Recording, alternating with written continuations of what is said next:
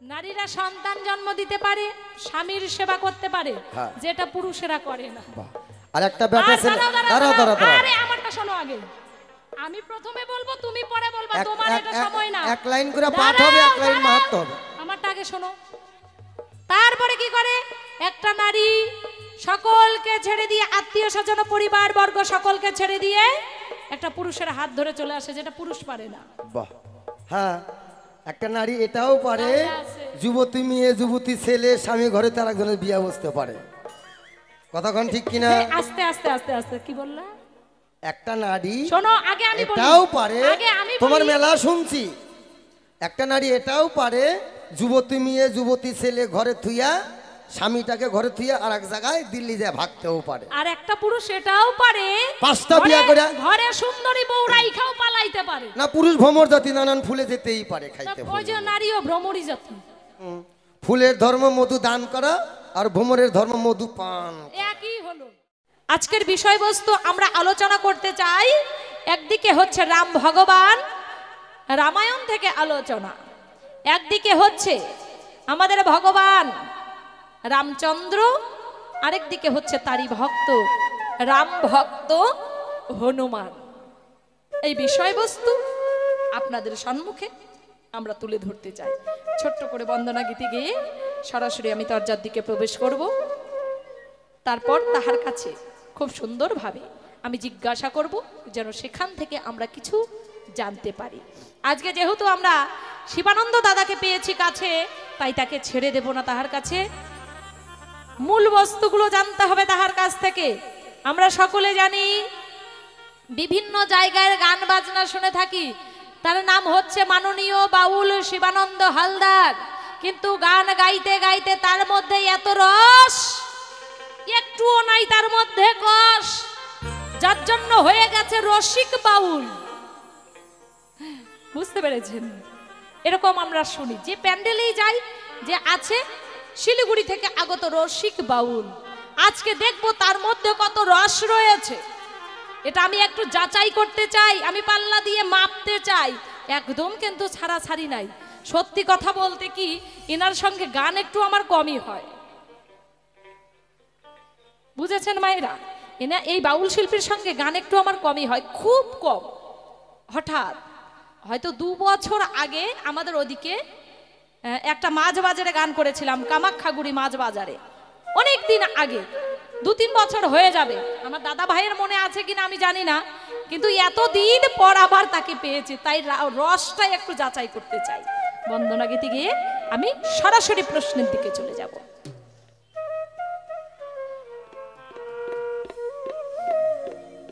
আমার সাধু গুরু বৈষ্ণব জনে এবার প্রণাম জানাই শ্রী চরণে, সবাই নিজ গুণে করিবেন মার্জন।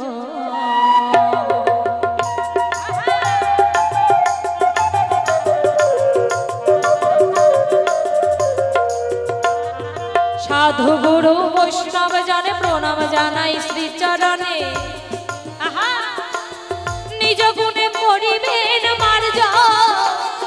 আর বৈষ্ণবের হলে দয়া পাই যদি পদ ছায়া, বৈষ্ণবের হলে দয়া পাই যদি পদ ছায়া, ভয় আমার থাকবে না কত।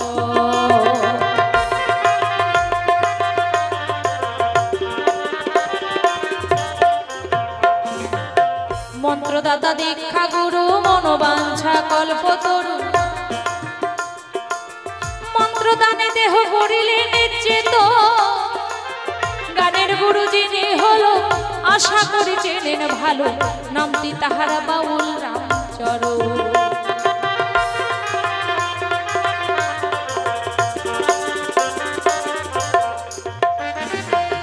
মন্ত্রদাতা দীক্ষা গুরু মনোবাঞ্ছা কল্পতরু,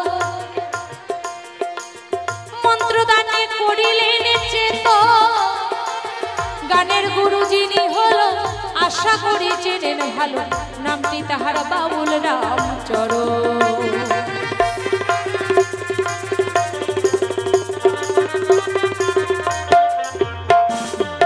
মাতা পিতার বন্দি চরণ, যাদের জন্য দেহের গঠন,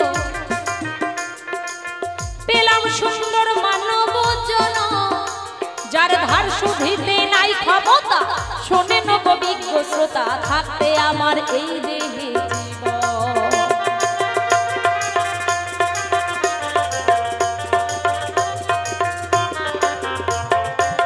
কমিটি সদস্য পদে ভক্তি জানাই মনসাদে, যিনারা গড়লেন মধুর বৃন্দাবন। আমার বিপক্ষেতে শিল্পী যিনি, তিনি অতি জ্ঞানী গুণী, তাহার চরণ করিলাম স্মরণ। আমার বিপক্ষের শিল্পী যিনি, তিনি অতি জ্ঞানী গুণী, তাহার সনে করিব কীর্তন। আমার বিপক্ষের শিল্পী যিনি, তিনি অতি জ্ঞানী গুণী, তাহার সনে করিব কীর্তন। ছোট করে বন্দনা গীতি সেরে নিয়ে পালার ভাবে যেতে চাই। একদিকে ভগবান শ্রী রামচন্দ্র, আরেকদিকে রাম ভক্ত হনুমান, রামায়ণ থেকে আলোচনা। তবে মায়েরা বাবারা কি বলেন, পালাটি হবে কি? আচ্ছা আচ্ছা, তাহলে আমার বিপক্ষে যিনি রয়েছেন অত্যন্ত জ্ঞানীগুণী একজন শিল্পী, তত্ত্বজ্ঞ, রসজ্ঞ, রসিক বাউল বলে সবাই, আমি শুনতে পাই আমার থেকে বয়সেও বড়, সব দিকে নাম যশ খ্যাতি সব দিকেই বড়, বেশি বেশি। তাই আমি তাকে ভগবান রামচন্দ্রের ভূমিকাটাই দিয়ে দিলাম। আর হনুমান, রাম ভক্ত হনুমান, এই সভাতে আমি হলাম। রাম ভক্ত হনুমান হয়ে তাহার কাছে কিছু কথা জিজ্ঞাসা করব। আমি কিন্তু একটি নারী, তাই না? তবু আমি স্বপ্না দাসী নামটা বর্জন করে কিছুক্ষণ সময় ধরে আমি হতে চাই রাম ভক্ত হনুমান। আমি তোমারে জানাই, তোমাকে বানালাম ভগবান শ্রীরাম। তাই শুনুন কি বলছে। আমি পবন পুত্র হনুমান, ওগো এই কবির কল্পনা,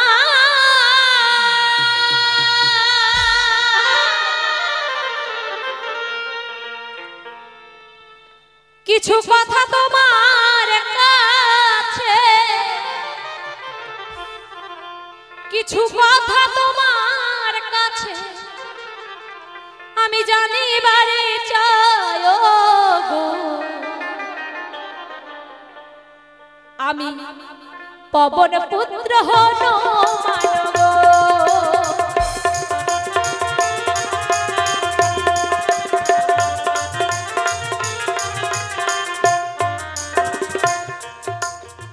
আমি পবন পুত্র হনুমান। এই কবির কল্পনায় সভাতে জানাই তোমার সঙ্গে কিছু কথা আমি জানিবারে চাই। জিজ্ঞাসা না করলে তো জানা যাবেই না, তাই একটু জানার বা শোনার হয়, তাই তোমার কাছে আমি জানতে চাই। পালাটা কোথা থেকে শুরু হচ্ছে বাবা? পালাটা শুরু হচ্ছে ভগবান রামচন্দ্র যখন দশরথ রাজা ভগবান রামকে 14 বছরের জন্য বনবাসে দিয়েছিল। বনবাসে চলে গেল। বনবাসে যাওয়ার পর 14 বছর পার হয়ে যখন রাবণকে বধ করে সীতাকে সঙ্গে নিয়ে অযোধ্যায় এলো, সেই সময় অযোধ্যায় আসার পর আমি তার ভক্ত, আমি পবন পুত্র হনুমান আর রামের ভক্ত। রাম যা বলে না কেন আমাকে একদম অক্ষরে অক্ষরে আমি পালন করতে চাই। যখন অযোধ্যায় এলো সেই সময় আমার অনেক কথা মনে হলো। সেইখানে আমি, হে রামচন্দ্র, আমি তোমার কাছে জানতে চাই। তাই তো এখানেতে তোমার কাছে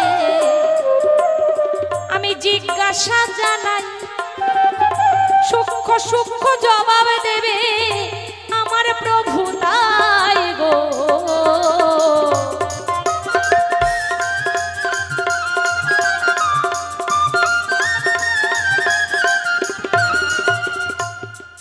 পৃথিবীতে যাহা কিছু হচ্ছে না কেন তার পেছনে একটা কারণ থাকে।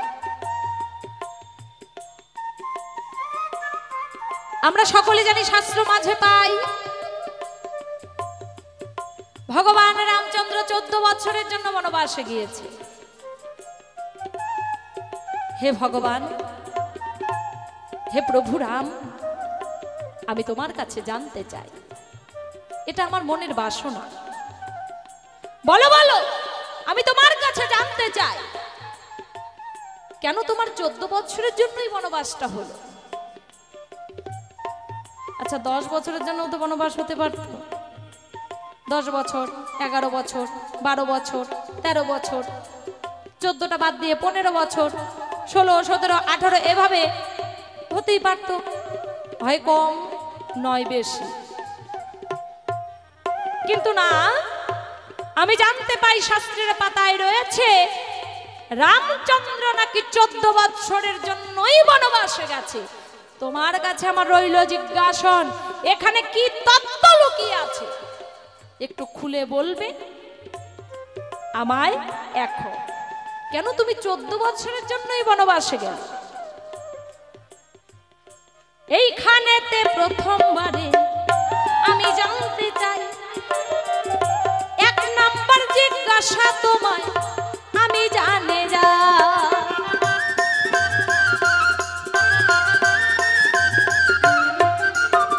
এটা হচ্ছে 1 নাম্বার জিজ্ঞাসা, কেন রামচন্দ্র 14 বছরের জন্যই বনবাসে গেল?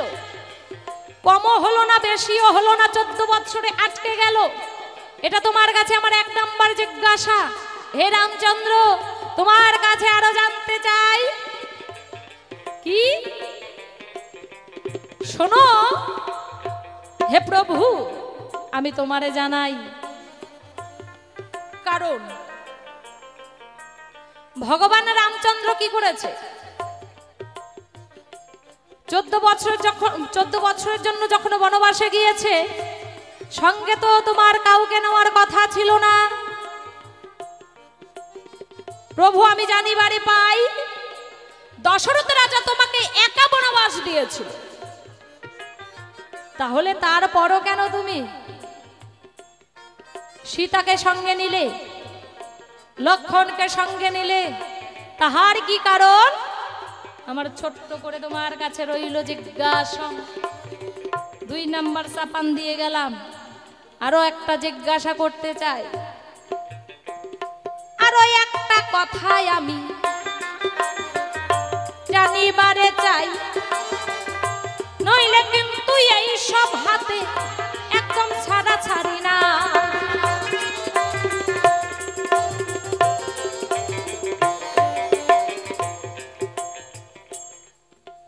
আরো একটি কথা তোমার কাছে জানতে চাই, বলো বলো বলো প্রভু, আমি তোমারে জানাই।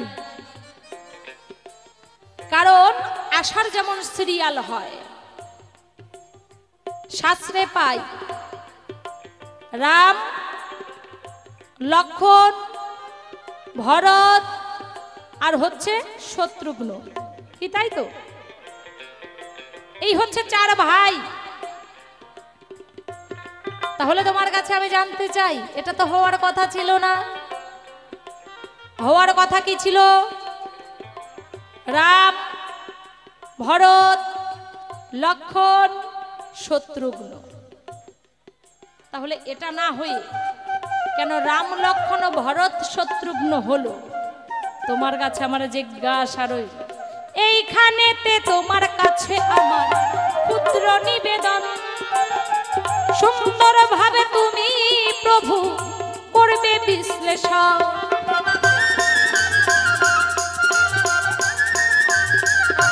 এবার প্রথমবারে প্রথম আসর ছেড়ে দেওয়াই ভালো, অল্পে অল্পে ছেড়ে দেবই আমি, বেশি বলবো না আর ভালো। আমি কেন একা একা বলতে যাব বেশি, বেশি বললে শিবানন্দ হালদার হবে অখুশি। আর বেশি বেশি বলার আমার একদম দরকার নাই, অল্পে অল্পে ছেড়ে দেব ধর্ম সভার ঠাই। এই প্রথমবারে তোমার কাছে রইল জিজ্ঞাসা, সুন্দরভাবে করবে পূরণ বলিলাম এখন। তবে কেন আর আমি বলতে চাই গো বেশি, বেশি বললে সবাই হয়তো হবে অখুশি। এইখানেতে প্রথমবারে আমার রইল জিজ্ঞাসা, চাঁদ বদনে সবাই মিলে হরি বলো মনেরই মতো রগো, পবন পুত্র হনুমান। তবে তোমার কাছে আমার যাহা জিজ্ঞাসা রইল সুন্দরভাবে যেন জবাব পাই। একটা যদি জবাব না পাই তাহলে কিন্তু একদম সারাসারি নাই, কারণ তোমার ভক্ত, ভক্ত কিন্তু ছেড়ে দেবে না। ভক্ত প্রভুর কাছে খালি জিজ্ঞাসা করবে আর প্রভুর কাছ থেকে আদায় করবে। সেরকম যদি না পাই তবে একদম ছাড়াছাড়ি নাই। ত্রেতা যুগের সেই রামায়ণ থেকে কিছু কথা, কি দশরথ নন্দন প্রভু রামচন্দ্র তিনি যখন 14 বৎসর পর বনবাস থেকে অযোধ্যা নগরে রাজপ্রাসাদে আবার ফিরে এলেন, সেইখান থেকে কিছু জিজ্ঞাসা করেছে কে? রাম ভক্ত হনুমান।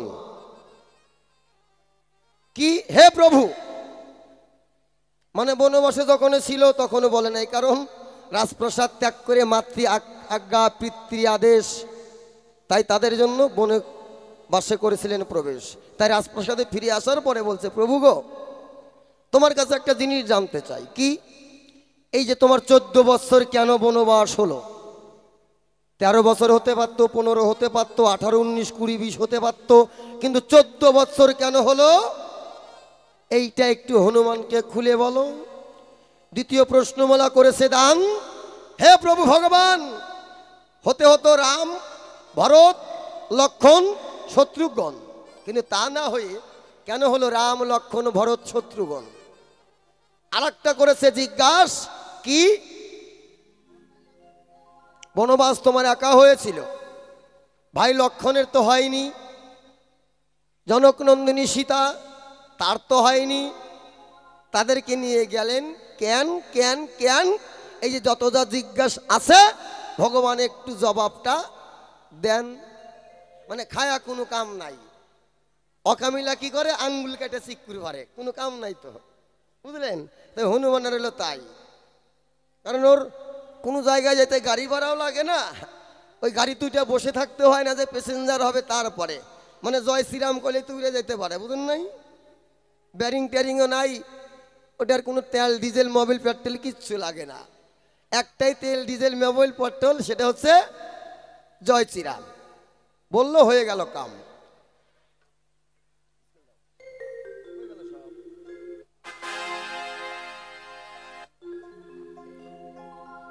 ওই আমি সবাতে জানা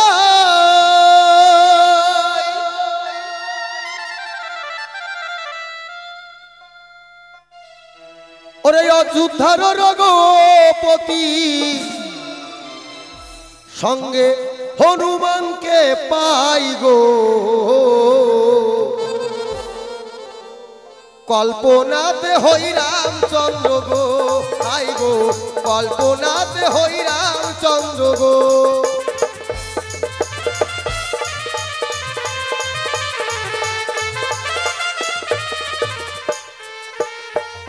শোনো শোনো ওগো ভক্ত, বলি তোমার ঠাই, 14 বছরের জন্য কেন বনবাসে গেল আমি তোমারে বুঝাই।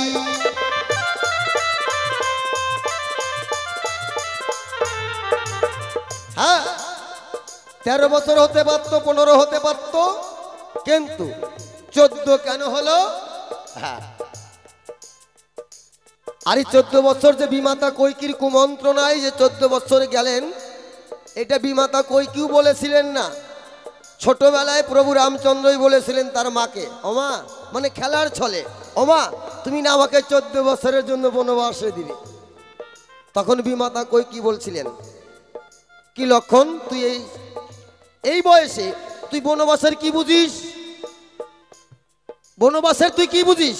তুই ফট করে বললি মা আমাকে 14 বছরের জন্য বনবাসে দিও। বিমাতা কৈকিও তখন বুঝতে পারে নাই যে এই সন্তানটাকে পেটে ধরেছি তাই সন্তান, নাকি সন্তান হয়ে এসেছে, ভগবান হয়ে এসেছে, জানে না। তাই 1 নম্বর কথা হলো 14 বছরটা প্রভু রামচন্দ্র চেয়ে এই নিয়েছিল। আর এই 14 বছরের কথা কেন বললেন? বিমাতা কৈকির সঙ্গে রাজা দশরথের সঙ্গে 3টি শর্ত পাওনা বাকি ছিল। রাজা দশরথ বলেছিলেন, বলো মেজরানী তুমি কি চাও? তখন বিমাতা কৈকি বলেছিলেন, মহারাজ আমার যখন সময় হবে ঠিক আমি সেটা চেয়ে নিব। কখন সময় হলো? যখন বিমাতা কৈকি জানতে পারলো রামচন্দ্রকে এই অযোধ্যার রাজপ্রাসাদের সিংহাসনে বসাবে। বিমাতার কৈকি তখন মনে পড়ে গেল, ছোটবেলায় রামচন্দ্র আমাকে বলেছিল, মাগো 14 বছরের জন্য তুমি আমাকে বনবাসে দিও। এই তো আমার সুযোগ চলে এসেছে। মহারাজকে ডাক দিয়ে বলে, মহারাজ আমার প্রণাম নিবেন, আপনার কাছে আমার সঙ্গে 3টি শর্ত আছে, তার একটা শর্ত আজকে আমি চাই। রাজা দশরথ করল না দেরি, বলল, বলো মেজরানী তোমার সেই শর্ত কি?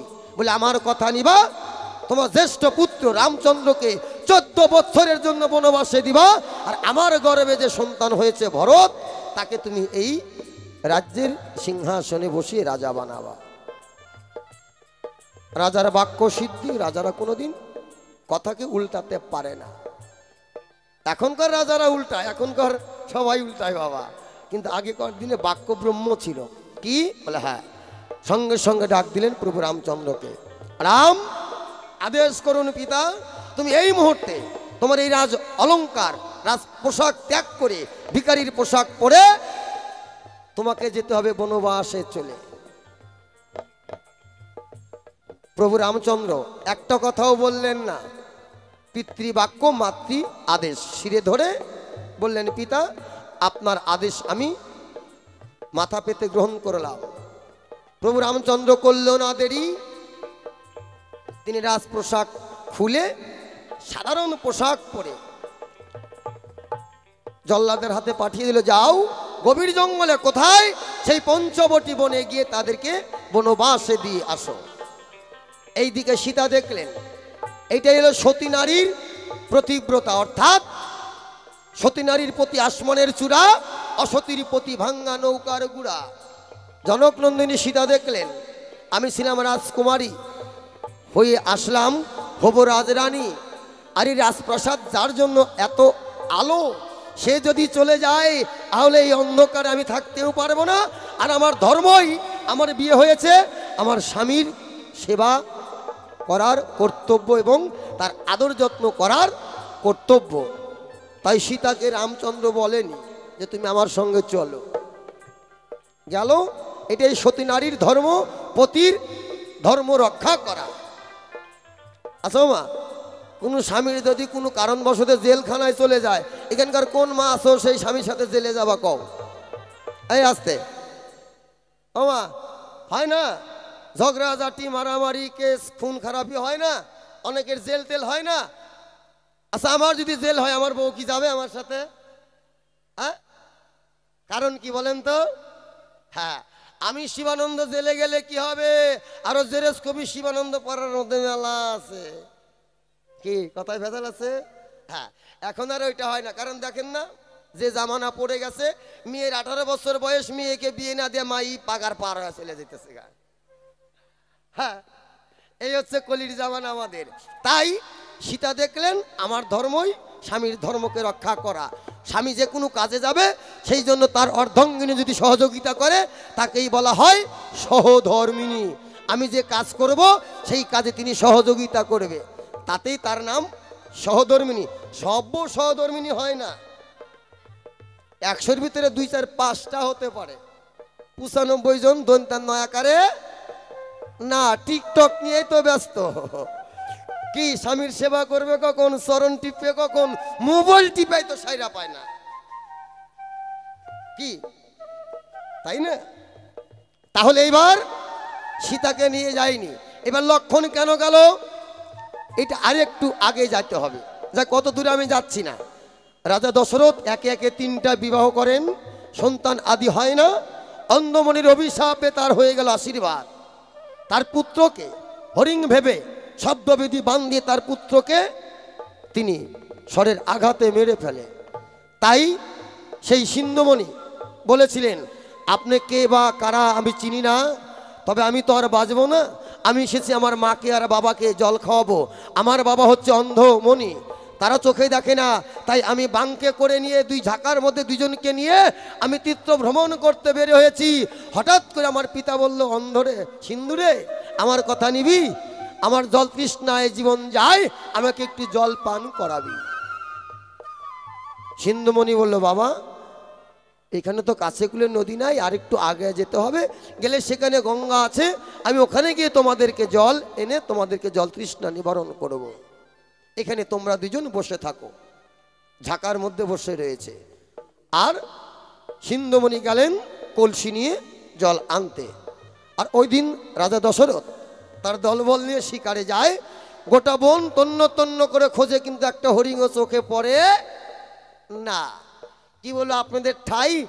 রাজা দশরথ মনে মনে ভাবছে, আজকে আমার ভয়ে সব হরিণ পালায়া গেছে। কি বলবো আপনাদের ধারে হঠাৎ করে কানের শব্দ যায় নদীর চরে। দেখবেন মায়েরা মা যখন কলসি ভর্তি করো নদীতে বা পুকুরে, ভর্তি যখন শেষ হয়ে আসবে তখন একটা গুপ গুপ গুপ গুপ শব্দ হয় না? বক বক বক বক একটা শব্দ হয় না কলসির? ঠিক ওই শব্দটা রাজা দশরথের কর্ণে মূলে পৌঁছে গেলেন। ও সব হরিণ আমার ভয়ে ওই গঙ্গায় জল খেতে গিয়েছে। রাজা দশরথ করে নাই দেরি, তার কাছে যে বান ছিল ওই বানের নাম হচ্ছে শব্দবেদী বান।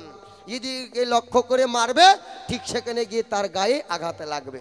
তাই রাজা দশরথ করে নাই দেরি, বান টান দিয়ে ধনুকের সাথে লাগিয়ে শব্দ যেদিকে পড়ছে সেখানে লাগালো। সেই অন্ধমণির পুত্র সিন্ধুমণি তার বুকে গিয়ে লাগলো। রাজা দশরথ তার দলবলে গিয়ে দেখে, সর্বনাশ, হরিণ ভেবে মারলাম, এ তো আমি পাপ কামাই করলাম, আরো একজন মানুষকে আমি হত্যা করলাম। তাই তখন সিন্ধুমণি বললেন, আপনারা কে বা কারা আমি চিনি না, আমি দেখতেও পাচ্ছি না, হয়তো আমি আর বাঁচবো না, তবে আপনারা যেই হন না কেন, এই যে কলসিতে জল ভরেছি, আপনারা কৃপা করে এই জলটা আমার মাকে আর বাবাকে নিয়ে দিবেন, তা নাহলে তারাও সেই তৃষ্ণা ব্যয় করে তারা মরে যেতে পারে। রাজা দশরথ কি করলেন, সিন্ধুমণিকে কাঁধে নিয়ে কলসি হাতে নিয়ে চলছে। যাইতে যাইতে দেখেন সামনাসামনি গিয়েছে, গাছের পাতা পড়ে শুকিয়ে গেছে। রাজা দশরথের পায়ের তলায় যে পাতা পড়েছে, পাতার শব্দ হচ্ছে। আর অন্ধমণি বলছে, এসেছি যে বাবা সিন্ধু, তাড়াতাড়ি দে বাবা, জল দে, আমার তৃষ্ণায় গলা শুকিয়ে কাঠ হয়ে গেছে। রাজা দশরথ তখন তার পুত্রকে তার সামনে শুয়ে দিয়ে বলছে, আপনার সিন্ধু আর কোনোদিন কথা বলবে না। কি, কে তুমি? বলে, আমি অযোধ্যার রাজা, রাজা দশরথ। কেন আমার পুত্র কথা বলবো না কেন? কি করেছে, কি অন্যায় করেছে?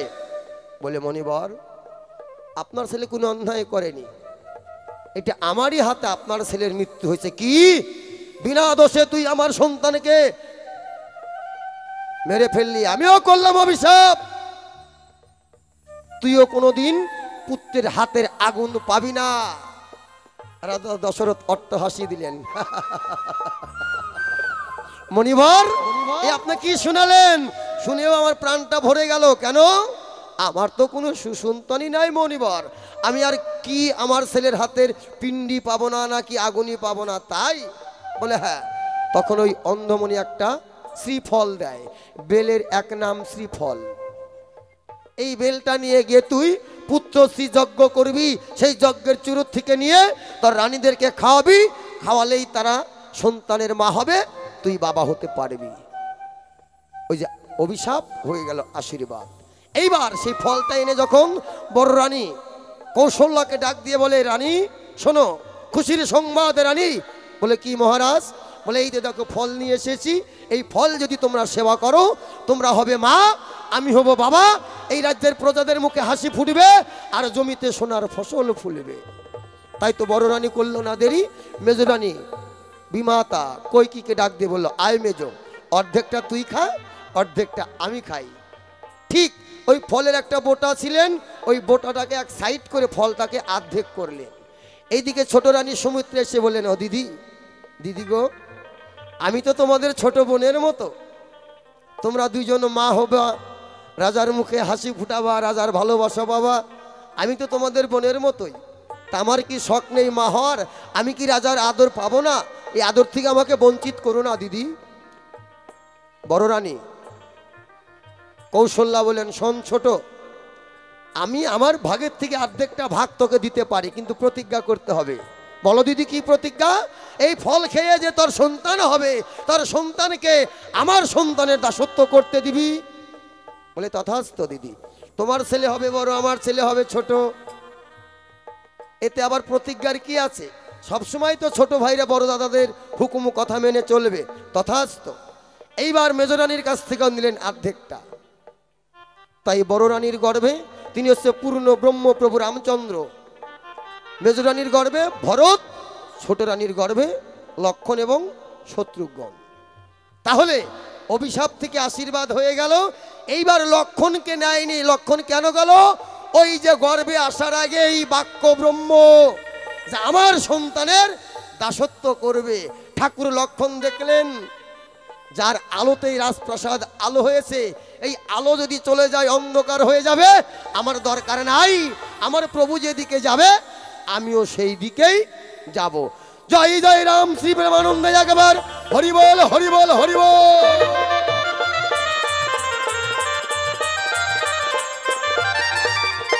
শোনো শোনো,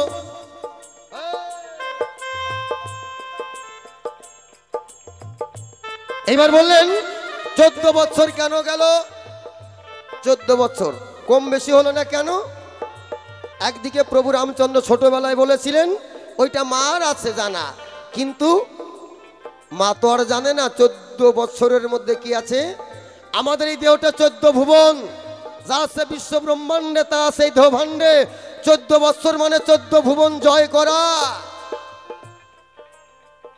এই কারণে 14 বছর প্রভু রামচন্দ্র বনবাসে যায়। এই 14 বছর 14 দিনে 14 ভুবন জয় করে যে হয়।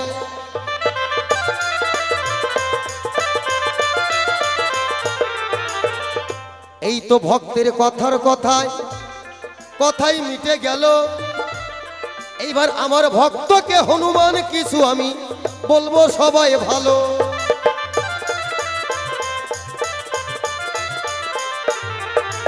আস্তে আচ্ছা, আরো কি জিজ্ঞাসা আছে বাবা যা করেছিল?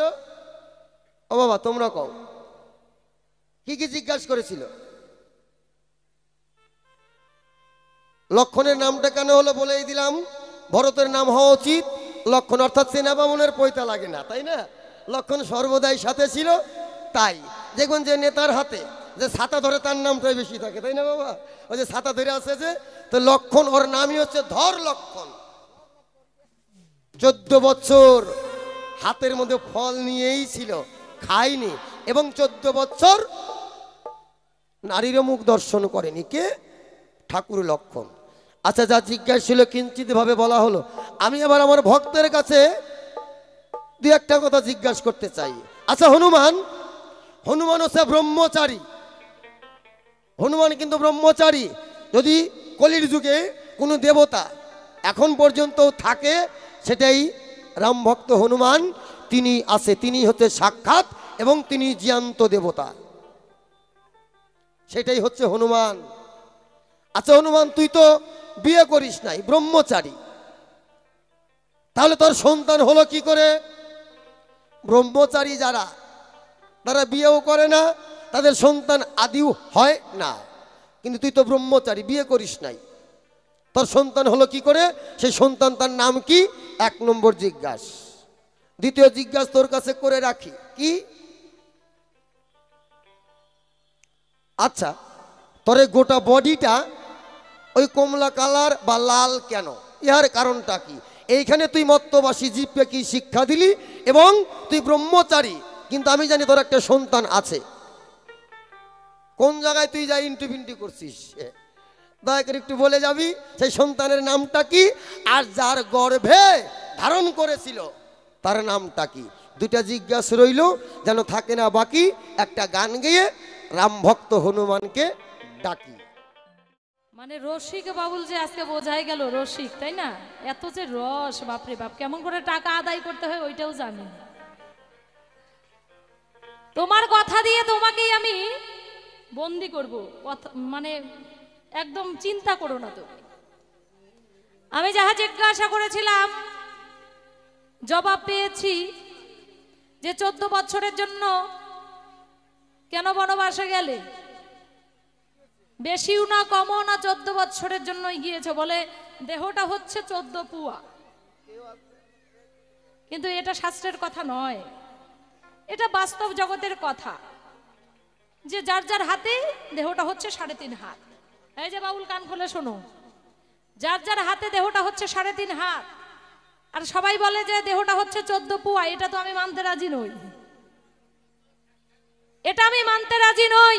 14 বছরের জন্য বনবাসে গিয়েছে এবং সঙ্গে নিয়েছে তার স্ত্রীকে, মা সীতাকে। এর একটা অন্য ঘটনা আছে, সেই ঘটনাটা মানে গভীর তত্ত্ব আমি জানতে চাই। এই হালকায় হালকায় 2টা গান করে ছাড়লে হবে না। গোসাই, ঘুঘু দেখেছো, ঘুঘুর ফাঁদ দেখো নাই। এটা আমি তোমার কাছে আবার ভালো করে জানতে চাই। 14 পুয়া দেহ এইভাবে বললে চলবে না। কেন 14 বছরের জন্যই বনবাসে গেল, এটা তত্ত্বে আমি জানতে চাই, তত্ত্বে। আবার এটা চাপানটা দিলাম। তারপর আমি শুনতে পাই যে ভগবান রামচন্দ্রের সঙ্গে সীতা গিয়েছে। সে হচ্ছে সতী নারী, তাই সীতা রামচন্দ্রের সঙ্গে গিয়েছে। রাজবাড়িতে যদি আলোই না থাকে, তাহলে আলো যেখানে যাবে সেখানেই আমি যাব। আবার বাস্তব জগতের মায়েদের কেউ বলেছে, ও মা, একজন মাকে যদি একটা কথা, খারাপ কথা বলে, তাহলে প্রত্যেকটা নারীরই কিন্তু, সেই প্রত্যেকটা মায়েরই কিন্তু সেই কথাটা গায়ে লাগে। কি মা, তাই তো? কি তাই তো? একটু মাথাটা নড়ান। আমাকে যদি বলে আপনাদের গায়ে লাগবে, আর আপনাদের যদি বলে আমি তো সহ্যই করতে পারবো না, আগুন জ্বলবে, তাহলে তুমি কেমন করে বললে যে রামচন্দ্র বনবাসে গেল? দেখো দেখো তার স্ত্রী কেমন, সে কি করেছে? সেও কিন্তু রামচন্দ্রের সঙ্গে 14 বছরের জন্য রাজ্য সিংহাসন সবকিছু পরিত্যাগ করে সেও কিন্তু তার স্বামীর সঙ্গেই চলে গেছে। তাহলে এখন কি বাস্তব জগতে কোনো নারী কি যাবে? আবার উপমা দিল কি, যদি একটা বাবার ধরেন জেল হয়ে যায়, তাহলে সেই তার যে বাবার যে স্ত্রী, সে কি সঙ্গে যাবে? তোমার মাথায় কি কোনো জ্ঞান বুদ্ধি নাই? এটা কি বন? এটা বন যে ইচ্ছা করলেই যাওয়া যাবে? এটা হচ্ছে জেলখানা। জেলখানার মধ্যে কতগুলো আইন রয়েছে। আইন ছাড়া তোমাকে হাকাও তালে খালি ভর্তি করে দেবে না, আইন ছাড়া তোমাকে কোনোদিনও সেই জায়গায় কারাগারে বন্দী করবে না। বাবাটা দোষ করেছেই বলে বাবাকে ঢুকিয়েছে, আর মা যদি দোষ না করে, মাকে, মার 14 পুরুষেরও ক্ষমতা নাই সেই জেলের মধ্যে যায়। কি বাবা, খালি বললেই খালি হলো? এটা আমি মানতে রাজি নই। একটা মা, হ্যাঁ, কখন একটা বাবা যদি কৃষ্ণ ভক্ত হয়, সাধু সঙ্গ করতে যায়, সেখানে কোনো আইন কানুন নাই, সেখানে একটা ভক্তিমতী মা কিন্তু পিছনে পিছনে যায়। কারণ মায়ের আরেকটি নাম হচ্ছে অর্ধাঙ্গিনী। অর্ধাঙ্গিনী হয়ে মা কি করে? স্বামীকে ধর্মের পথে এগিয়ে দেয়, তাকেই বলে সহধর্মিনী। এটা তুমি বলতে পারো, কিন্তু তুমি এটা বলতে পারো না যে কারাগারে গেল, সেখানে তুমি কেন গেলে না, একটা নারী কেন গেল না। এটা কখনো সম্ভব না। আইন কানুন এটা কখনো বলে না। তোমার যেটা তুমি যুক্তি দিয়েছিলে, সেই যুক্তি কিন্তু তোমার কেটে দিয়েছে। তারপর আরো অনেক কথা বলেছে, এত কথা মনে থাকে না, যখন মনে পড়বে তখন আবার বলবো। আমার কাছে জিজ্ঞাসা করেছে, ভুলি নাই, মনে আছে, বলো হে হনুমান, আমি তোমার কাছে জানতে চাই, তুমি হচ্ছ ব্রহ্মচারী, তাহলে তোমার নাকি একটা সন্তান আছে, তুমি কোথায় গিয়ে ইন্টু পিন্টু করেছো? আচ্ছা, প্রভুর কি এটা মুখের ভাষা? যারা গুরু, যাকে প্রভুর জায়গায় বসানো হয়, ভগবানের জায়গায় বসানো হয়, তাদের কথা কেমন হবে? নরম হবে, নরম হবে, কথার মধ্যে মিষ্টি থাকবে। আর তুমি আমার প্রভু হয়ে তুমি তোমার ভক্তকে বলছো যে তুমি কি কোনো ইন্টু পিন্টু করেছিলে? এটা কি তোমার ভাষা? তোমার মধ্যে তো আসলে আমি দেখতে পাই ভাষা জ্ঞানই নাই। যেহেতু বলেছে বলতেই হবে। আসল ব্যাপারটা কি, এই বাউল গানের মধ্যে একটু রসিকতা না করলে হয় না। হয়তো যার জন্যই বলেছে, আসলে সে তো আরো সেই অরিজিনাল ভগবান রামচন্দ্র না, এ হচ্ছে নকল, এর জন্য এর কথা বেশি একটা ধরবেন না। আবার আরেকটা কথা জিজ্ঞাসা করেছে, দ্বিতীয় নাম্বার জিজ্ঞাসা, হে ভক্ত হনুমান, আমি তোমার কাছে জানতে চাই, তোমার একদিন নাকি শরীরটা লাল হয়েছিল, কিসের জন্য লাল হলো, কি করেছিলে যার জন্য তোমার শরীরটা লাল হলো, আমি তোমার কাছে এটা জিজ্ঞাসা করে যাই। শোনো শোনো ওগো প্রভু তোমারে জানাই, যাহা কিছু জিজ্ঞাসা করলে জবাব দিয়ে যাই।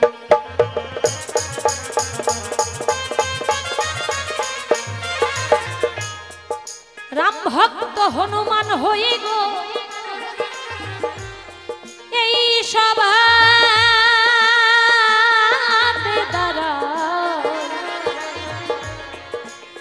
যে দুটো কথা জিজ্ঞাসা করলো জবাব দিয়ে যাই।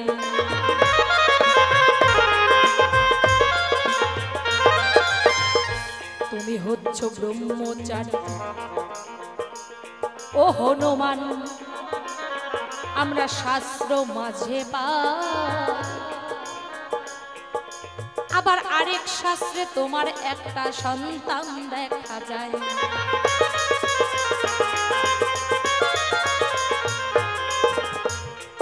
তুমি হচ্ছ ব্রহ্মচারী, আমরা সকলেই জানি শাস্ত্র মাঝে পাই, কিন্তু আবার আমরা দেখতে পাই তোমার শাস্ত্রে আছে তোমার নাকি আরো একটা নাকি সন্তান আছে। তাহলে ব্রহ্মচারী যে, সে ব্রহ্মকে রক্ষা করে, সে তাহলে ব্রহ্মকে যে রক্ষা করে তার তো কোনোদিনও সন্তান হতে পারে না।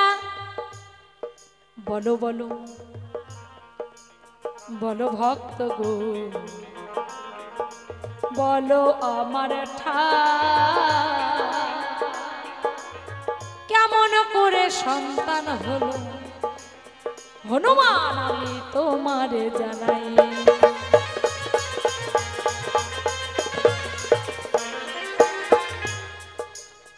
যখন আমাদের মানে আমার মা সীতা দেবীকে পঞ্চবটি বন থেকে রাবণ কি করেছে, হরণ করে চুরি করে নিয়ে গেছে, সকলে যখন হলো জানাজানি, আমি রাম ভক্ত হনুমান আমিও জানতে পারি আমার মাকে চুরি করে নিয়ে গেছে কোথায়, রাবণ নিয়ে গেছে সে সোনার লঙ্কায়। তারপর আমরা জানতে পারি কোথায় ছিল সীতা দেবী, সীতা দেবী ছিল অশোক কাননে। রাম ভক্ত হনুমান ভগবান রামচন্দ্রকে যেমন ভালোবাসত তেমন ভাবেই মা সীতাকেও ভালোবাসত। মা, আমি তোমার ভক্ত হয়ে, আমি তোমার সন্তান হয়ে তোমাকে রক্ষা করতে পারলাম না, তুমি যেখানেই থাকো না কেন মা, আমি তোমাকে অবশ্যই বাঁচিয়ে আনবো। তুমি কোথায় আছো সেই সন্ধান এনে আমার প্রভুকে দেব, কারণ তোমাকে হারিয়ে আমার প্রভু যে ভালো নেই, দুই নয়নের জলে বক্ষ ভাসে, আমি দেখিবারে পাই এত দুঃখ কোন ভক্ত কি সহ্য করতে পারে।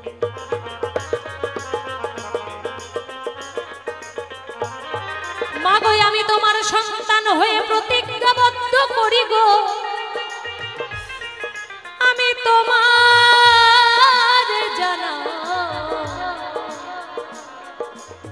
তোমার সন্ধান আনবো, তোমাকে বাঁচাবো, আমি বলি আজ যাই। রাম ভক্ত হনুমান খুঁজতে খুঁজতে একদম স্বর্গ মত্ত পাতাল কোন জায়গা সে বাকি রাখে না। কোথায় কোথায় রাবণ, কোথায় রাবণ আমার মাকে হরণ করে নিয়ে গিয়ে রেখেছে। আমার মাকে যদি ফিরিয়ে না আনি, আমার মায়ের সন্ধান যদি আমার প্রভুকে দিতে না পারি, তাহলে আমার প্রভু বাঁচবে না, আর আমার প্রভু যদি না বাঁচে তাহলে আমিও বেঁচে থাকতে পারবো না। ভক্তের অধীন হচ্ছে ভগবান। ভক্তের মান রক্ষা করে কে? ভগবান। আর ভগবানের জন্য ভক্ত অনেক কিছু করে। ভক্ত যদি না থাকতো ভগবানের নামও এই পৃথিবীতে থাকতো না। তাই সেদিন থেকে প্রতিজ্ঞা করলো, মা যেখানেই থাকুক না কেন আমি মাকে খুঁজে আনবই, আমি আমার প্রভুকে সন্ধানে দেবই মা কোথায় আছে। তাই তো এইভাবেতে লঙ্কার দিকে গো আমি রওনা হয়ে যাই। শোনো শোনো শোনো প্রভু আমি তোমারে জানাই,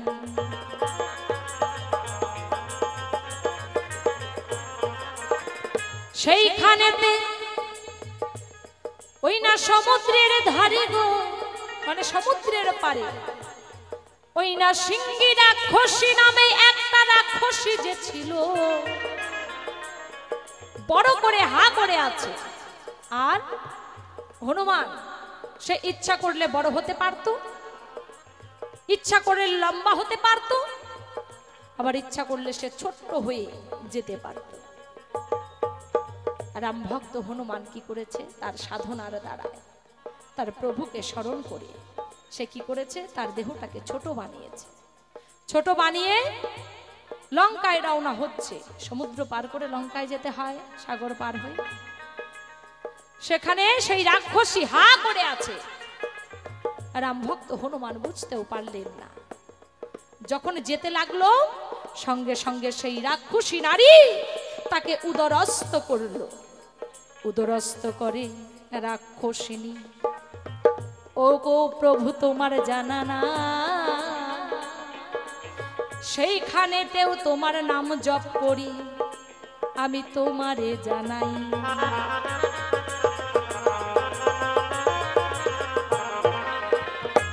পেটের ভেতর গিয়ে সেখানে মানে ছোট হয়ে গেছিল, মানে সে তো ছোটও হতে পারে বড়ও হতে পারে। যখন উদরস্থ করলো সেই ভেতরে গিয়ে সে আর ছোট ছিল না, সে বড় হয়ে লাফালাফি করছে, ঝাপাঝাপি করছে। রাগে মানে রাগ রাখার জায়গা নেই, সে এমন করছে আমি কোন দিকে বের হব, বের হওয়ার রাস্তা খুঁজছে, কিন্তু বের হবেটা কেমন করে? বের হওয়ার তো কোনো জায়গা নাই। কারণ একটা মাঝে সন্তান জন্ম দেয়, মায়ের মাতৃ দাঁড় দিয়ে সন্তান জন্ম দেয়, নয়তো সিজার করতে হয়, কি মাথায় তো। কিন্তু সে যে উদরস্থ করেছে রাক্ষসিনী, সেই উদরস্থ যে করেছে রাম ভক্ত হনুমান, যে তার ভেতরে গিয়েছে, গর্ভে গিয়েছে, সেখান থেকে তো বের হওয়ার কোনো রাস্তা নাই, মুখ তো বন্ধ করে ফেলেছে, আর মুখ দিয়ে তো বের করার কোনো উপায় নাই। সেখানে বড় হয়ে লাফালাফি করছে আর রাগে কেমন যেন করছে। সঙ্গে সঙ্গে রাগান্বিত হয়ে গো যখন পড়িল যে তার শরীর থেকে এক ফোঁটা ঘাম গর্ভে পড়ে যায়।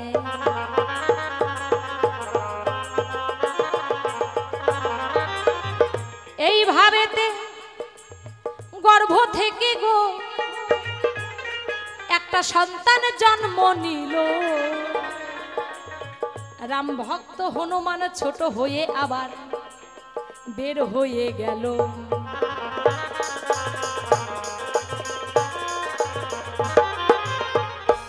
এইখানেতে তোমার কথার জবাব হয়ে গেল। আর চাঁদ বদনে সবাই মিলে হরি হরি বল, একবার রাম সীতা প্রেমানন্দ হরি বল হরি বল।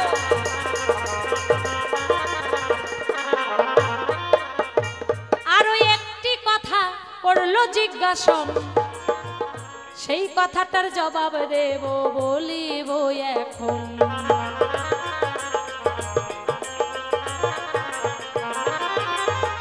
তাহলে বলো বলো হে হনুমান, আমি তোমার কাছে জানতে চাই, এক সময় আমি দেখতে পাই তোমার শরীরটা একদম লাল হয়ে গিয়েছিল, কি তাই তো?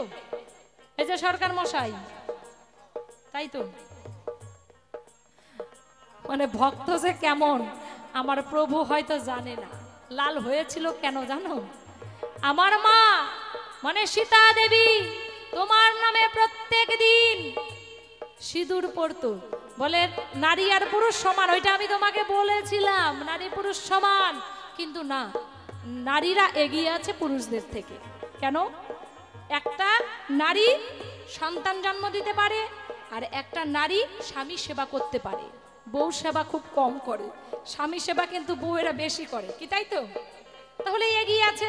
স্বামী সাধনা করে, স্বামীর বাড়িটাকে মন্দির করে। আচ্ছা, একটা নারী না না না না না, এটা তোমার সময় নয়। মানে গায়ে জ্বালা ধরে গেছে, তুমি যখন বলেছো আমি তো উঠি নাই, এখন তোমার এত জ্বালা ধরে কেন? এখন নেটের যুগ তো, তোমার নেটে টাওয়ার পায় না তাই তুমি বলো না, আমার টাওয়ার পাওয়া গেছে। যে নারীরা সন্তান জন্ম দিতে পারে, আর কি পারে? নারীরা সন্তান জন্ম দিতে পারে, স্বামীর সেবা করতে পারে, হ্যাঁ। যেটা পুরুষেরা করে না। আর একটা ব্যাটা ছেলে, দাঁড়াও দাঁড়াও দাঁড়াও, আরে আমারটা শোনো আগে, আমি প্রথমে বলবো তুমি পরে বলবা, তোমার এটা সময় না। এক লাইন করে পাঠ হবে, এক লাইন মাহাত্ম হবে। আমারটা আগে শোনো। তারপরে কি করে? একটা নারী সকলকে ছেড়ে দিয়ে, আত্মীয় স্বজন পরিবার বর্গ সকলকে ছেড়ে দিয়ে একটা পুরুষের হাত ধরে চলে আসে, যেটা পুরুষ পারে না। বাহ, হ্যাঁ, একটা নারী এটাও পারে, যুবতী মেয়ে যুবতী ছেলে স্বামী ঘরে তার একজনের বিয়ে বসতে পারে। কথাক্ষণ ঠিক কিনা? আস্তে আস্তে আস্তে আস্তে, কি বললা? একটা নারী শোনো আগে আমি বলি, এটাও পারে, আগে আমি তোমার বলি। মেলা শুনছি, একটা নারী এটাও পারে, যুবতী মেয়ে যুবতী ছেলে ঘরে থুইয়া, স্বামীটাকে ঘরে থুইয়া আর এক জায়গায় দিল্লি যায় ভাগতেও পারে। আর একটা পুরুষ এটাও পারে, 5টা বিয়ে করে ঘরে সুন্দরী বউ রাইখাও পালাইতে পারে না। পুরুষ ভ্রমর জাতি, নানান ফুলে যেতেই পারে, খাইতে ওই যে নারীও ভ্রমরী জাতি। ফুলের ধর্ম মধু দান করা, আর ভ্রমরের ধর্ম মধু পান। একই হলো, ঘুরে ফিরে একই হলো। ভ্রমর ছাড়া যেমন ফুল যেমন আশা করে যে ভ্রমর আসুক, তাই ভ্রমরও আশা করে যে ফুল কই পাই। ভ্রমর ওই আশা করে না, সমান ফুলটা ওই সমান। আশা করে আমি ফুটে থাকি, ঠিক উড়ে আসবে। না না, যদি না যতদিন আসে, ফুলটা চাপা থাকে, কলি থাকে, ততদিনকে ভ্রমর না খেয়ে থাকে নাকি? আরে তখন আইসা কি করবে? আরে ভ্রমর না আসলে তো ফুল ফোটে না। আর ফুলের আশা ভ্রমর অবশ্যই করে। ফুলটা ফুটেই কি আশা করে? যে ভ্রমর যেন আসে, আমার মধুটা নিয়ে যায়। বুঝতে পেরেছো? লড়াই এত করো না। তাই নারীরা এগিয়ে, তুমি হচ্ছ রামচন্দ্র, তোমার স্ত্রী আছে তোমার থেকে এগিয়ে, তাই তোমার নামে, আচ্ছা এমন কিছু বলতে পারো? এত তো হাততালি দিলেন বাবারা, এমন একটা কথা বলতে পারবেন? নারীরা যেমন স্বামীর কল্যাণের জন্য সিঁদুর পরে, স্বামীরা কি এমন কিছু করে নিয়ম যে আমার বউটা বেঁচে থাক, আমি এই জন্য একটা কিছু করছি? স্বামীরা স্বামীর কল্যাণের জন্য, একটা নারী স্বামীর টাকা দেয়, 5 টাকা দিয়ে 1 কোটা সিঁদুর কেনে। আর একটা স্বামী বউকে ভালো রাখবে বলে এই বাড়িঘর ফেলে দিল্লি বোম্বে কেরালায় যা কাজ করে নিয়ে আসে। শোনো, ওটা আর এটা এক হয় নাই তো। যেমন কাজ করে নিয়ে আসে, তেমন বাড়ির মাটাও তো অনেক কিছু করে তারপর সেই সংসারটাকে ধরে রাখে। ওটা আর এটা এক হয়নি। স্বামীরা যেমন, মানে বউয়েরা যেমন স্বামীর কল্যাণ করে, মঙ্গল চায়, স্বামীদেরও কিন্তু মঙ্গল চাই একটা কিছু করতে হয়। যেমন স্ত্রীরা সিঁদুর পরে, তোমরাও একটা কিছু করো, এখন থেকে নতুন একটা মানে জিনিস করো, যেন এটা পুরুষেরা করে, সকলে জানতে পারে। এটা জানতে হয়, এটা করতে হয়, তাহলে তো বলবে যে সমান সমান, তাই না? কিন্তু নারীরা এগিয়ে, ওই জন্য। আচ্ছা, ওই যে মানে তোমার বউ মানে তোমার সীতা, আমার মা যখন সিঁদুর পরে, তখন সিঁদুর পরা দেখে মানে ভালোই লাগে। শীতের মধ্যে সিঁদুর পরে রাম নাম নিয়ে, রামের মঙ্গল কামনায়, তখন রাম ভক্ত হনুমান মনে মনে ভাবে আমিও তো ভক্ত, তাহলে কি আমি আমার ভক্তের মঙ্গলের জন্য আমি কিছু করতে পারবো না? আমার সীতামা যেমন শীতের মধ্যে একটু শীতিতে সিঁদুর দেয়, আমি তেমন পুরো কৌটোটাই গায়ের মধ্যে ঢেলে দেব রাম নামে। সেই সময় রাম নামে পুরো সিঁদুরটাই গায়ের মধ্যে দিয়েছিল। দেখো তোমার ভক্ত কেমন, ভক্ত হতে হয় এমন। হনুমান কি করেছিল? যে প্রভু আমার ভেতরে, আমার বুকে যখন বিশ্বাস করে না, বুক চিরে তখন প্রভুকে দেখিয়েছিল। তোমার জানা নাই? এইখানেতে তোমার কথা জবাব হয়ে গেল। চাঁদ বদনে সবাই মেলে হরি হরি বলো, নিতা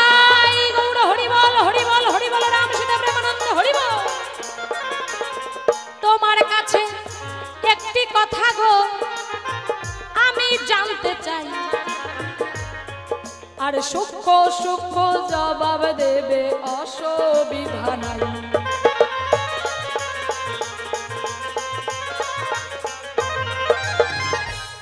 আচ্ছা কি বললো? ওই যে আমি বললাম তোমার প্রশ্ন থেকে, মানে তোমার উত্তর থেকেই আমি প্রশ্ন বের করব। তাহলে তোমার কাছে আমি জানতে চাই, তুমি একটা কথা বললে যে শাস্ত্রে কি আছে, অন্ধমণির পুত্র সিন্ধুমণি, অন্ধমণি জলান্তে পাঠালো, সিন্ধুমণি জলান্তে গেল। দশরথ রাজা সিন্ধুমণিকে হরিণ ভেবে তীর আঘাতে তাকে মেরে ফেললো। তারপর গিয়ে দেখে এটা হরিণ নয়, এটা হচ্ছে সিন্ধুমণি, অন্ধমণির পুত্র হচ্ছে সিন্ধুমণি। তারপর যখন তুমি তার কাছে, মানে তোমার পিতা তার কাছে নিয়ে গেল অন্ধমণির কাছে, সেখানে আনার পর বলেছিল যে কে তুমি বলো, তখন বলেছিল তোমার পিতা যে আমি দশরথ রাজা, তোমার সন্তান আর বেঁচে নেই, মরে গেছে। তখন অভিশাপ দিয়েছিল, আজকে আমার সন্তানকে তুই মেরেছিস, একদিন তোর সন্তান তোর মুখের মধ্যে আগুন জ্বালিয়ে দেবে, কি তাই তো? কিন্তু আমরা তো শাস্ত্রে পাই 14 বছরের জন্য যখন বনবাসে গেল তখন দশরথ রাজা মারা গিয়েছিল, তাহলে আগুনটা কে দিল? কি ঠিক তো? আস্তে আস্তে আস্তে আস্তে পরিষ্কার জানতে চাই, ঠিক তো? প্রশ্নটা ঠিক আছে? এইটা আমি তোমার কাছে জানতে চাই। তাহলে সে হচ্ছে মুনি ঠাকুর, সে না জেনে তো কোনো কথা বলবে না। তাহলে কেন, কিভাবে, কোন সাধনার দ্বারায় রামচন্দ্র তার পিতার মুখ অগ্নি করেছিল? কারণ আমরা তো জানি যে 14 বছরের জন্য যখন বনবাসে গিয়েছিল সেই সময় দশরথ রাজা মারা গেল, সেখানেই শ্রাদ্ধ করেছিল। তবুও কে করেছিল? সীতা দেবী শ্রাদ্ধ করেছিল, পিণ্ড দিয়েছিল তার শ্বশুরের কথায়। কিন্তু এখানে ওই সিন্ধুমণি, মানে অন্ধমণি যেটা বলেছে যে তোমার মুখের মধ্যে তোমার সন্তান আগুন জ্বালিয়ে দেবে, এটা তো মিলল না। এটা তোমার কাছে আমি জানতে চাই। তারপর সন্তান হলো, তারপর এত কিছু আমরা জানতে পারলাম। এগুলো তোমার আগের চাপানটা আমি তোমারে দিলাম, এখন একটা আমি নতুন করে জিজ্ঞাসা করতে চাই। জিজ্ঞাসাটা কোথায়? আচ্ছা বলো তো দেখি, সবাই কেন কথায় কথায় বলে? এটা শাস্ত্রর কথাও নয়, এটা গ্রন্থের কথাও নয়, এটা বাস্তব জগতের কথা। কোনো একজন মানুষ যদি একটা কাজ ভুল করলো, বললো ধুর বোকারাম, ধুর বোকারাম, এটা বলার কারণ কি? তার মানে কি ভগবান রামচন্দ্র কি বোকা? এ কথাটা কেন বলে? মানুষের মুখে মুখে এই কথাটা কেন শুনি যে বোকারাম? এমন কি করেছিলে যে তোমাকে বোকারাম বলে? এইখানে আমার একটু ক্ষুদ্র নিবেদন, হে প্রভু তুমি মনের ভাষা, মনের আশা তুমি করবে পূরণ। এইখানেতে দ্বিতীয়বারে রইল জিজ্ঞাসন, তোমার কাছে সুন্দর ভাবে রইল জিজ্ঞাসন।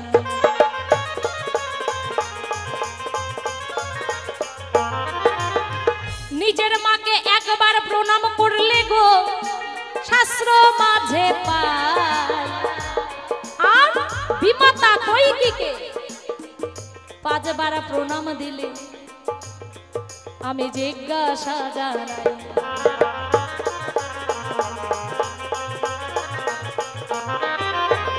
মাতা তো সমান, তিনজন রানী, তাই তো? কৌশল্যা, কৈকেয়ী আর হচ্ছে সুমিত্রা।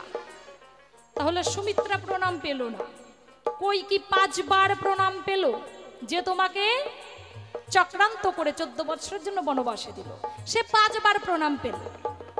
তার মানে অধর্মের যুগ, ধর্ম নাই, যে চক্রান্ত করলো সেই 5 বার প্রণাম পেল। তাহলে তোমার মানে গর্ভধারিণী মা, সে একবার প্রণাম পেল, তাহার কি কারণ? জিজ্ঞাসা রইল মনের মতন, জবাবে যেন পাই। এইখানেতে দ্বিতীয়বারে আমার জিজ্ঞাসা জানাই, তবে আর বেশি বেশি গো বলবো না, ছেড়ে দিয়ে যাব আমার কাব্য আলোচনা। বেশি বেশি বলার ওগো একদম দরকার নাই, যাহা কিছু তোমার কাছে আমি জিজ্ঞাসা জানাই। এইখানেতে করি খান্তুয়ান রাধা কান্তেশ্বরী, চাঁদ বদনে সবাই মিলে একবার বলো হরি হরি, সবাই মিলে হরি বল হরি বল হরি বল হরি বল, জয় রাম জয় সীতা। তুমি কেন? আমি তো আগেই বলে গেছি মনির অভিশাপ হয়ে গেছে আশীর্বাদ। যখন অন্ধমণি বলল যদি বিনা দোষে আমার সন্তানকে মারলি, আমিও তোকে অভিশাপ করলাম, তোরও সন্তানের হাতের আগুনও পাবি না, তুই বাসি মরা হবি। আর তখনই রাজা দশরথ অট্ট হাসি দিয়েছিল যে আমার তো সন্তানই নাই। ঠিক তাই প্রভু রামচন্দ্র যখন 14 বৎসরের জন্য বনবাসে যায় এবং তার পিতা ইহলোক ত্যাগ করে পরলোক গমন করেছে, প্রভু রামচন্দ্রকে আবার বলেছে বোকা কেন বলে? হ্যাঁ বলে বোকারাম, হাদারাম, ফেলারাম। মুসলমানরাও কয় হারাম, কয় না? দেখেন মুসলমানরাও কিন্তু আমাদের প্রভু রামচন্দ্রের নাম নেয়। কিভাবে কয়? এটা খাস না, এটা খাইলে হারাম, ওইটা করলে হারাম। ভগবান বলছে যে যেভাবেই নে আমার নাম নে। যদি কারোর অসুখ হয় কয় ওই সর ব্যারাম, কেউ গোবর পরে লোক রাম রাম রাম রাম রাম। কি যদি শ্মশান দিয়ে যাইতে নেয় ফাঁকা জায়গা, তখন দেখবেন তখন 3 জনের নাম কয় রাম কৃষ্ণ হরে, কোনোদিনও কৃষ্ণ নাম করে না। যেই শ্মশান পরে এইদিকে 1 কিলোমিটার ফাঁক, এইদিকে 1 কিলোমিটার ফাঁকা, ওইটুকায় কেউ নাই, সাইকেল চালাচ্ছে আর দাঁতে দাঁতে দিয়ে করছে হরে কৃষ্ণ কৃষ্ণ কৃষ্ণ হরে হরে, হরে রাম হরে। এই যেই দেখে শ্মশান পার হয়ে গেছে তখন করছে হাম হে তুম হে মুলাকাত করেঙ্গে। মানে ভয় পায়, পালা ভয়ে জায়গাটুকু সাইডে আসে। মানে রাম নামে ভূত পালায়, রাম নামে রামের চরণ পড়ছে পাষাণ উদ্ধার হয়, এই রামের চরণ পড়ছে কাষ্ঠের তৈরি সোনা হয়। এটা আগেই বলে গেছি।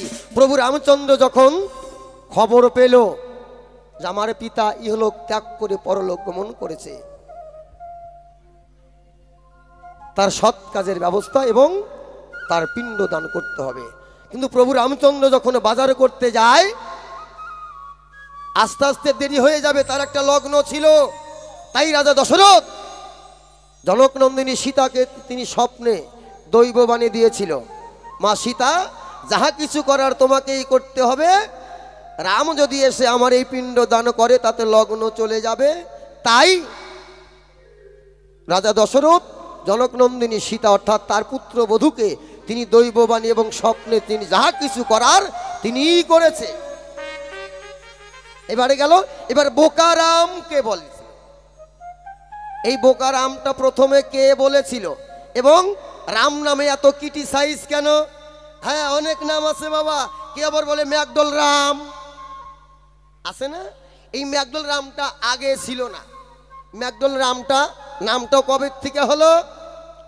গিরিশ ঘোষ নটি বিনোদিনী যাত্রার মেন সুপারস্টার অভিনেতা ছিলেন। তিনি মদ পান করতেন, খুব মদ খেত গিরিশ ঘোষ। মদ না খেলে তার অভিনয় হতো না। রামকৃষ্ণদেব কথায় কথায় দেখবেন যারা সাধক তারা একটা ভাষা ব্যবহার করে, কিন্তু ওই ভাষাটা আমার মতো মূর্খ যারা তারা মেনে নিতে পারি না, কারণ ভাষা বোঝার ক্ষমতা আমার নাই, আমার মতো যারা নাই সে নিতে পারে না।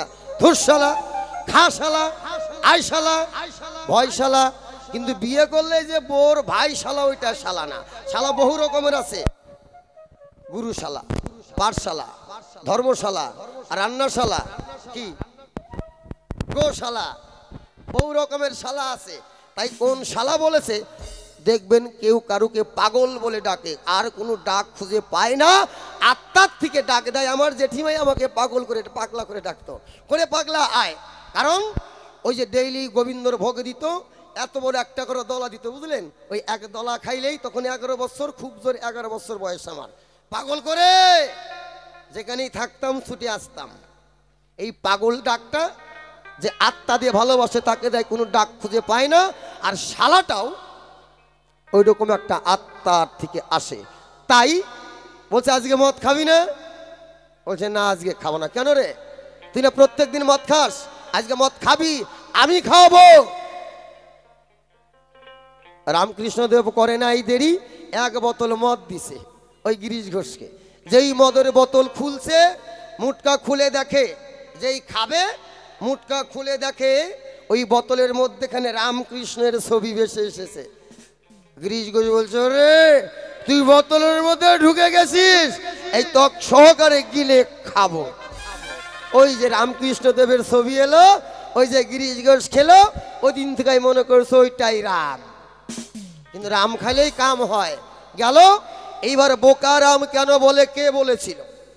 এই যে এই হনুমানের মা বলেছিল প্রভু রামচন্দ্রকে বোকা।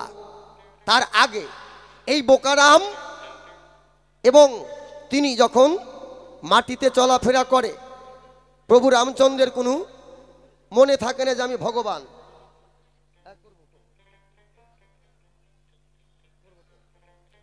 মনে থাকে না, কারণ সত্যযুগে ভক্ত প্রহ্লাদ তার পিতা হিরণ্যকশিপুরকে বধ করার জন্য তিনি 12 বার অবতীর্ণ হয়েছেন। তার মধ্যে একবার একটা রূপ ধরেছিলেন নরসিংহ।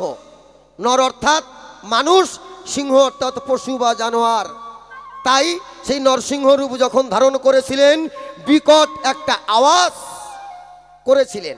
সেই আওয়াজে কুলমণি ছিলেন, তার স্ত্রী ছিলেন অন্তঃসত্ত্বা গর্ভবতী।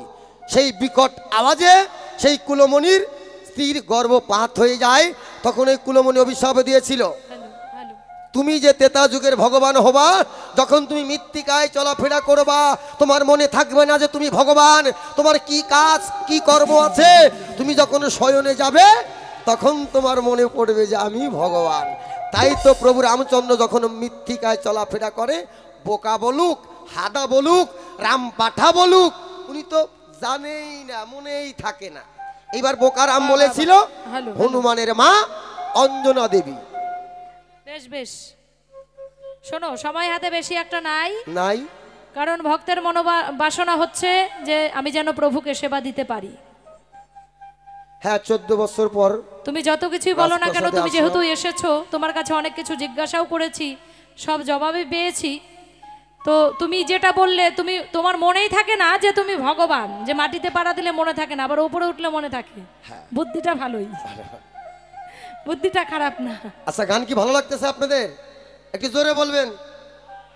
ও মা, তোমরা হাত তোলো। মা, যাদের যাদের গান ভালো লাগছে ধর্মের দোয়ায় হাত তোলো। বাবারা হাত তোলো। আমার সোনা বাবা লক্ষ্মী মা হাত তোলো। যাদের হাত আছে তারা তোলো, যাদের প্যারালাইসিস হয়েছে তারা চেষ্টা করো, ভালো হয়ে যাবে যদি বিশ্বাস থাকে। ওটাও হাত তোলো, ধর্মের দোয়ায় থাকলো, হাত তোলো। বাহ বাহ বাহ বাহ বাহ বাহ। আমার নারায়ণ বাবা আর লক্ষ্মী মা, আমা এই যারা যারা হাত তুলছে 50 টাকা করে টাকা দাও।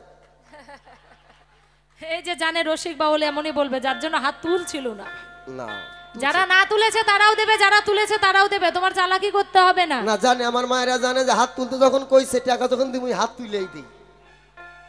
ওমা 5 মিনিট সময়, তাড়াতাড়ি আসো বাবারা, তাড়াতাড়ি আসো। 10, 20, 50, 100, 200, 500 এখন শস্য বিক্রি হচ্ছে মোটা টাকা। যদি ভাবো যে আমি ফোন পে দিব, তাও দিতে পারো। হ্যাঁ, যদি মনে করো কোনো মা নগদ টাকা নিয়ে আসি নাই, কানের একটা দুল খুলে দিব, তাও নিয়ে নিব। আইসো মা, তাড়াতাড়ি 5 মিনিট সময়। স্কেলটা দাও। বাজাও মৃদঙ্গ মন্দিরা, বাজাও মৃদঙ্গ মন্দিরা। হরি হরি বলো মুখে, হরি হরি বলো মুখে, ভাদো খোয়ার চিরা বাজাও।